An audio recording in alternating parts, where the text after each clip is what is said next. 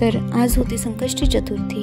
मी आणि दादाने आम्ही दोघांनी घेतलं बाप्पाची मूर्ती वगैरे सगळं साफ करून आणि मंदिरही स्वच्छ धुवून घेतलं। काल रात्री आम्ही फुलांची माळा बनवायला घेतलेल्या सगळ्यांनी, त्याच माळा दादाने इकडे लावून घेतल्या होत्या। डेकोरेशन करायचं होतं, थोडं जास्त नाही पण नॉर्मल मिनिमल करायचं होतं। थोडं कन्फ्युजन होतं, त्याकरता आम्ही वहिनीला बोलवलं। वहिनीने थोडं आयडियाज दिले आणि असे काही प्रकारे लावून घेतले थोडं माळा। तर अशा प्रकारे आमचं डेकोरेशन झालेलं होतं आणि थोडं बाप्पाचंही आम्ही सजावट करून घेतली। कसं झालं नक्की सांगा। मला जायचं होतं कॉलेजला, लेट होत होतं, त्याकरता मी निघाले कॉलेजसाठी। आणि घरी आल्यावर मी घेतलं सारण बनवायला, कारण मला बनवायचे होते उकडीचे मोदक। मला मोदक बनवण्याकरता आमच्या वहिनीने हेल्प केली होती, तर कसे झालेत नक्की सांगा।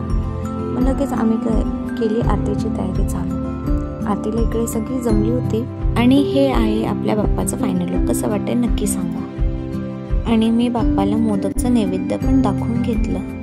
इकडे आरती झाली आमची आणि नंतर मग भजनवाले सगळे आले होते, भजन मंडळी, कारण आम्ही संकष्टी चतुर्थीनिमित्त भजन लावलं होतं बिल्डिंगमध्ये। हा व्हिडिओ जर तुम्हाला आवडला असेल लाईक आणि सबस्क्राईब करा। Thanks for watching.